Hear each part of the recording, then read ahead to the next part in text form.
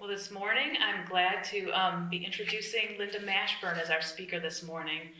She and Bill have been members of this congregation, I think officially for several years now, and we're so glad to have them here. And Linda will be speaking on the crucifixion and resurrection. Thank you, Emily. I am crediting Bob Hill for the inspiration for this talk, although he might want to totally disassociate himself from it when I'm finished. The reason he inspired it is because last spring he gave a talk about the historical basis, or maybe I should say lack of it, for the crucifixion and resurrection of Jesus. In general, I agreed with 95% of what he said. I only disagreed in a little part in his analysis of the record of Josephus, the first century Jewish historian who mentions the crucifixion of Jesus. The reason he inspired me is because long after his talk, I kept mulling over in my mind, if I agree with Bob on the lack of historical evidence, why do I still believe in the crucifixion and resurrection? Because I'm a fairly rational person who believes in science. As a nurse, my profession is grounded in it. And I'm generally attuned to logic, having excelled in logic courses as a philosophy major. I finally decided that I believed in the crucifixion and resurrection because of my own experience. In the 20th and 21st centuries, I have witnessed both crucifixion and resurrection.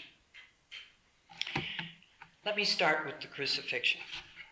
We all know that this kind of public execution was done by the Romans for political purposes, specifically to squelch dissent and intimidate opposition in their empire.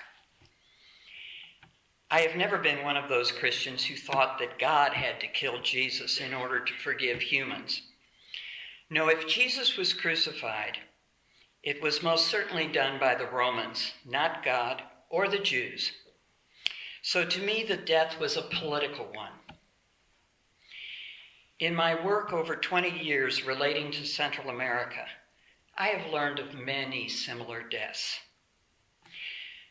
One of the most dramatic and emotional for me was learning the stories of widows in a small village in Guatemala called Xontala. During the 1980s, under a series of dictators, supported and funded by our government, civil patrols were formed in most of the highlands of Guatemala, where the indigenous people live. The indigenous make up 65% of the Guatemalan population. The military, whose leaders had been trained by us at the School of the Americas, located in Panama at that time, were responsible for organizing these civil patrols to counter a small guerrilla army consisting of about 5,000 people, and whom the Guatemalan government felt were communist-inspired. The civil patrols were expected to police their communities and kill anyone who was thought to be a guerrilla sympathizer. The military had its own idea about who constituted a guerrilla sympathizer, and the end result was that anyone who showed leadership in a community became a target. By the end of the 1980s, most leaders who had been trained by Peace Corps volunteers had been killed. I once heard a Peace Corps volunteer talk about returning to his village and not finding anybody whom he had trained there alive.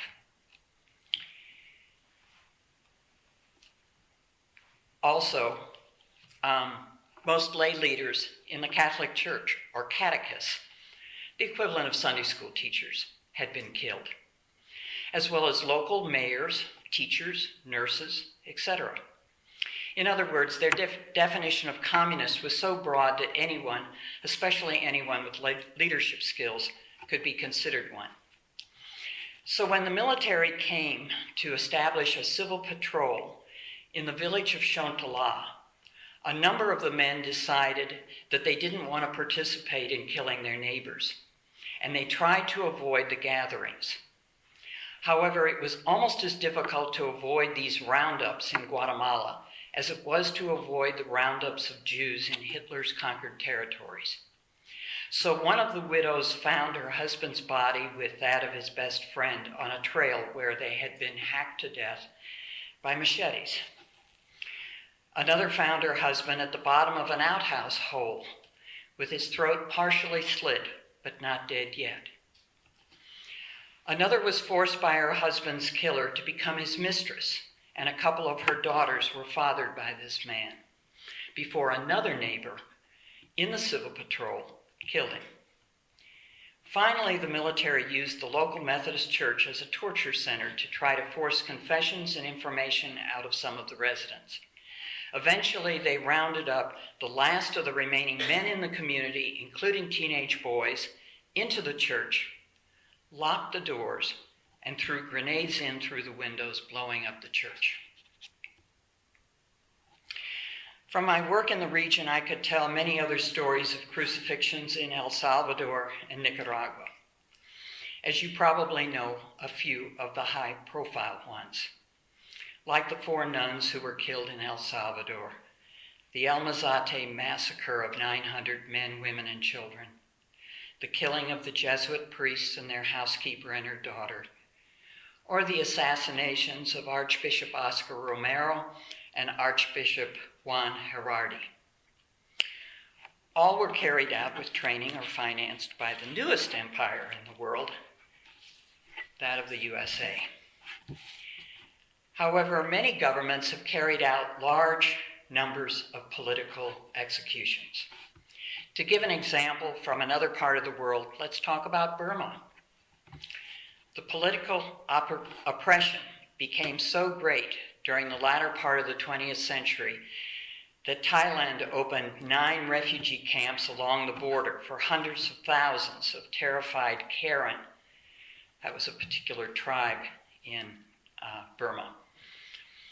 Particularly Karen, fleeing the Burmese army. Some of them were eventually resettled in the U.S. after years of living in refugee camps, and particularly in a place where I have done volunteer work at Jubilee Partners in Comer, Georgia. There it was possible to hear their stories of persecution by the Burmese army and also of the incredibly difficult life in the refugee camps. In the camps, there was never enough food, and children cried out of hunger. There was no malaria medicine, and men were arrested or beaten for sneaking out of the camps to look for work or food. To stay in that part of the world, we could also talk about Cambodia. Now, since we know it was the Pol Pot regime, a communist regime during the 1970s that carried out those millions of executions, either directly or by starvation in the killing fields that Bill and I visited a few years ago, we can comfortably assume that we had no responsibility for those deaths or the suffering. However, I came through Cambodia on my way home from India in 1966, while the Vietnam War was raging. On my way to Angkor Wat in the northern part of the country, I spent a few hours in Phnom Penh, the capital. I walked the streets of the capital while Prince Sihanouk was still head of the country and trying hard to walk a narrow line of neutrality between the Eastern and Western blocs during the Cold War. So I would cross a street named Washington, and then the next one would be called Lenin, and the next one Lincoln, and the next one Mao Zedong, and the next Jefferson. You begin to get the picture.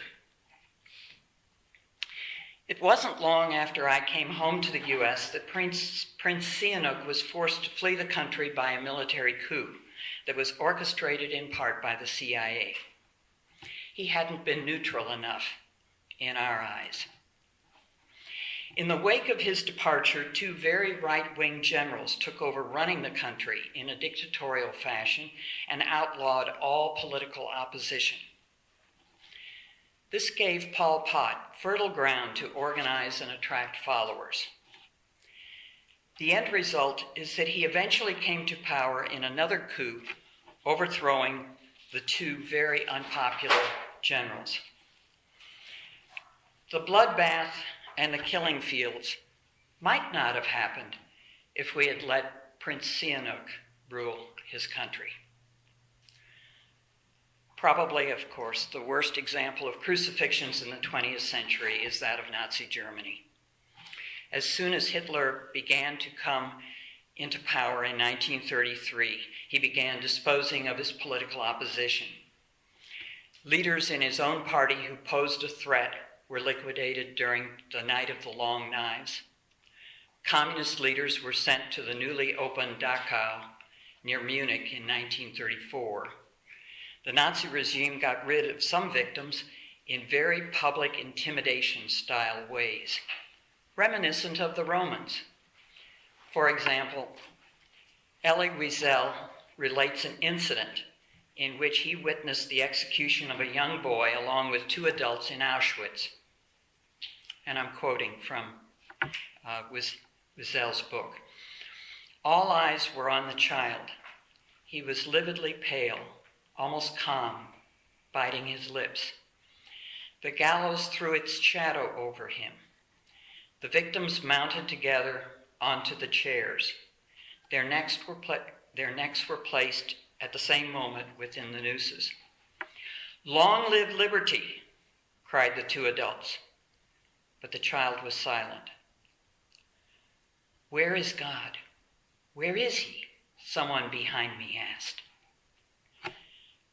At a sign from the head of the camp, the three chairs tipped over. Total silence throughout the camp. We were weeping. Wiesel goes on to say that the two adults died within minutes, but it took the child more than a half an hour to die while he struggled in midair for breath. This definitely was a crucifixion done for some of the same reasons the Romans employed it 2,000 years ago.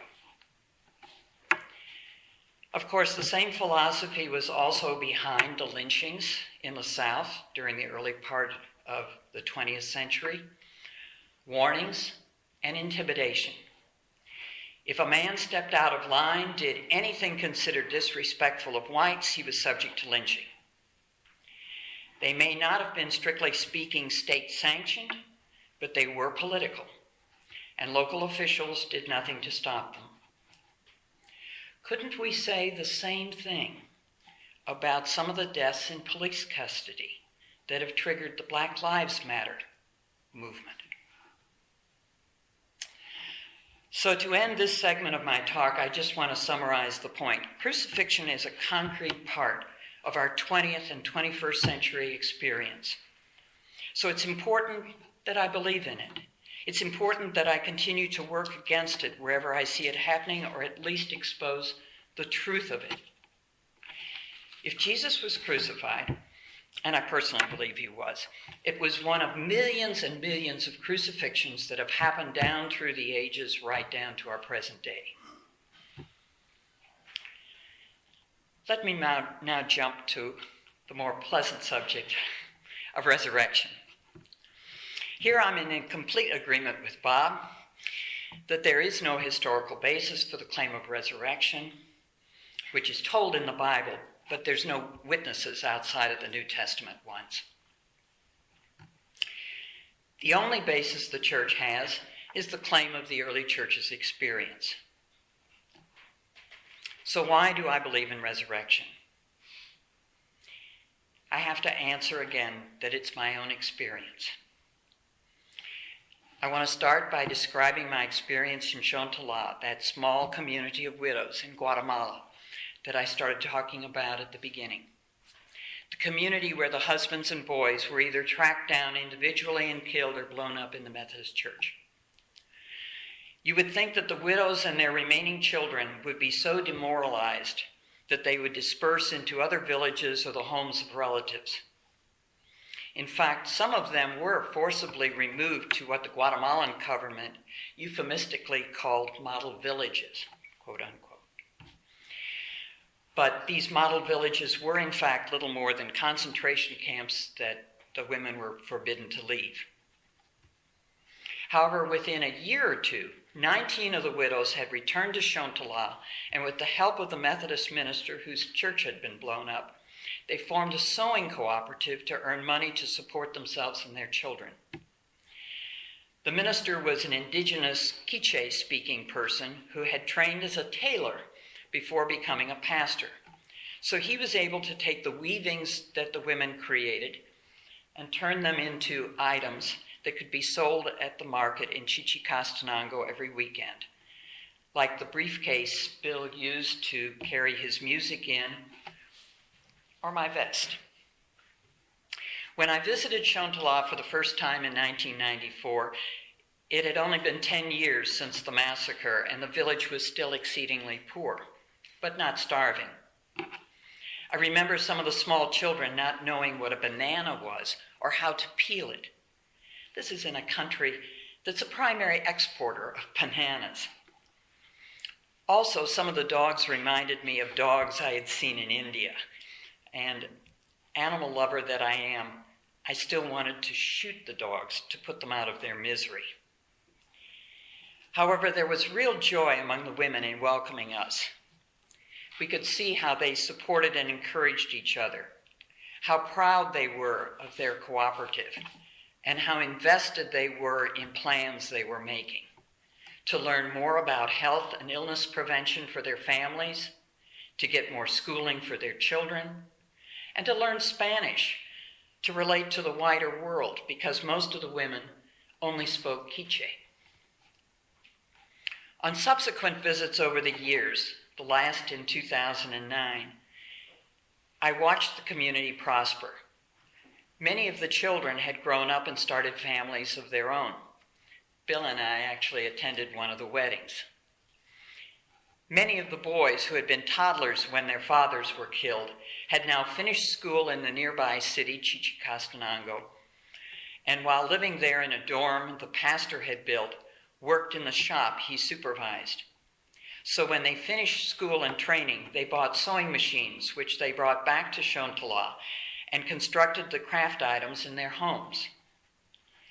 By 2009, a few of the women had cell phones, and there were a couple of vehicles in the community. Dogs and cats appeared well fed. This, to me, was resurrection. The community the government had tried to kill was alive. This was not the only community in Central America where I experienced resurrection. A community I visited in Nicaragua certainly bore witness to it. The community had been attacked by the Contras coming over the border from Honduras. The Contras had burned the school where the bean crop had been stored and killed 6 members of the community, including the 2 14-year-old boys who provided guitar music for their Sunday services. The Nicaraguan government offered an amnesty program to any Contra member who is willing to return to a region unarmed. And this community that had been attacked agreed to help resettle 2 former Contra members into their community a mere 2 months after the attack. I visited communities in El Salvador that had been forced to flee to Honduras to escape the Salvadorian military, and had spent more than 5 years during the 1980s outside their country in refugee camps. Even before the peace accords were signed, some of those communities returned to their original areas and began rebuilding their homes and lives. In all, there are at least a dozen or more such communities in just one small region of El Salvador that kept their bonds intact. Kept their bonds intact in spite of violence, refugee camps, and displacement. In one of those communities, I watched the older teens and youth perform a play about their history in a community center they had helped build. In another community, I listened to, visited, and even spoke on a radio station that the youth had started and were running. In conversations with us, the youth were quite articulate about their hopes and plans. They witnessed the exodus of Salvadorian young people to the U.S. for work. One of the interesting little tidbits I learned during this work was that 10% of the Salvadorian population lives in the United States. At any rate, these young people had seen other young people leave, and this particular group didn't want to be forced to emigrate to survive. They wanted to create a place for themselves in El Salvador. I was witnessing resurrection there. Anyone who has visited the Rose Garden and Museum where the Jesuits were killed at the university in San Salvador, or has seen Oscar Romero's small apartment in the convent where he lived, the small cot he slept on, or the vestments he wore when he was shot, knows that the memory of these martyrs and the words they spoke which triggered their assassinations will live on in the minds of people. Also, participating in the assemblies of thousands and thousands of people in Guatemala City or San Salvador on the anniversaries of the deaths of Bishops Gerardi or Romero, one knows what resurrection feels like. Let me move to another continent, Asia. I spoke of the suffering of the Burmese, especially the Karen people in Burma and in refugee camps in Thailand. Pa Saw Paw lived in one of the refugee camps for 23 years before being resettled at Jubilee Partners in Comer, Georgia. Last year, she returned to the camp with friends from Comer, where she and her family now live and work. One of the friends wrote about their reception in the camp. Hundreds of Karen, mostly young people, dressed in their Sunday outfits of colorfully woven shirts and skirts, smiled and chatted as they squeezed together on wooden benches. Two orchestras sat on opposite sides of the church with a mighty display of horns, trumpets, violins, and drums. As the fourth choir got up to sing, I wondered, am I receiving these bountiful blessings of generosity, thankfulness, and praise in a refugee camp? A refugee camp? Resurrection definitely happened there, with the camp still home to 40,000 people. Bill and I were tourists in Cambodia several years ago, and I don't have first-person stories from people there. But we visited lively local markets with large varieties of foods and goods, visited rural areas where crops, animals, and people looked healthy, and watched cultural performances of dance and music. Cambodia does not forget about the killing fields. We also visited the site where a large number of deaths took place and is a memorial now. But definitely, Cambodia is a society that has experienced resurrection. A question that has perennially arisen since World War II is there Easter after Auschwitz? How can there be for Christians and for Jews resurrection after the Holocaust? A friend of mine said when talking about the 1.5 million killed at Auschwitz and the 12 million killed by the Nazis in concentration camps, what is the Easter story? But hope wrung out of the crucible of the crucible of the tragic. Let me repeat that. What is the Easter story but hope wrung out of the crucible of the tragic? I referred to the lynchings of blacks in the South, so I want to tell you about some resurrection closer to home.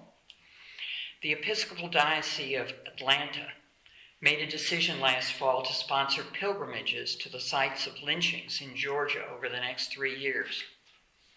There were 595 documented lynchings in Georgia between the Civil War and World War II, among the thousands that happened in the South.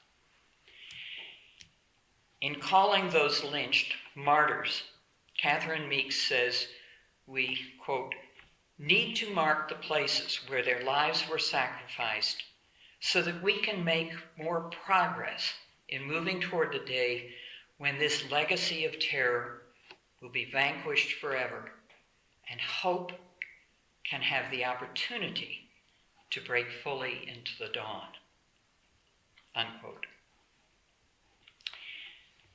So I believe in hope. I still believe that crucifixion happens and that resurrection also happens.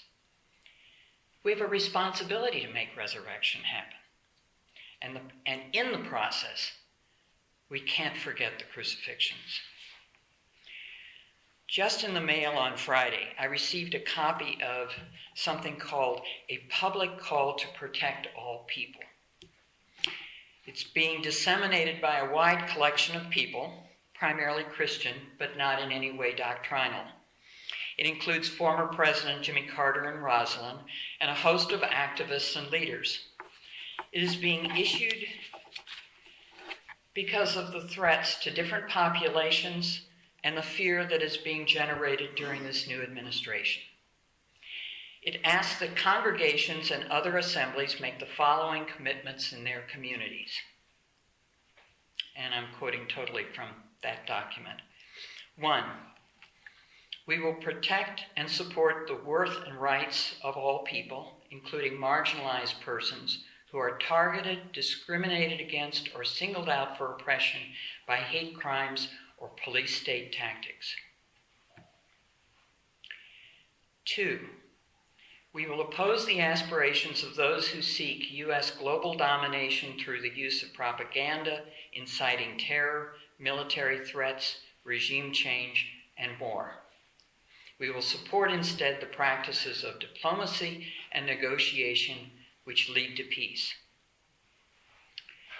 3, we will support a just economic order, one that is sustainable as a servant of the people amid changes in climate that have already begun. And 4, to keep these promises, we will reach across lines of creed, class, ethnicity, race, and party preference in a spirit of empathy and learning, seeking relationships of solidarity with other groups. I wanted to end with this statement because in our day and time, it's as clear a call as any I have heard to our resurrection tasks.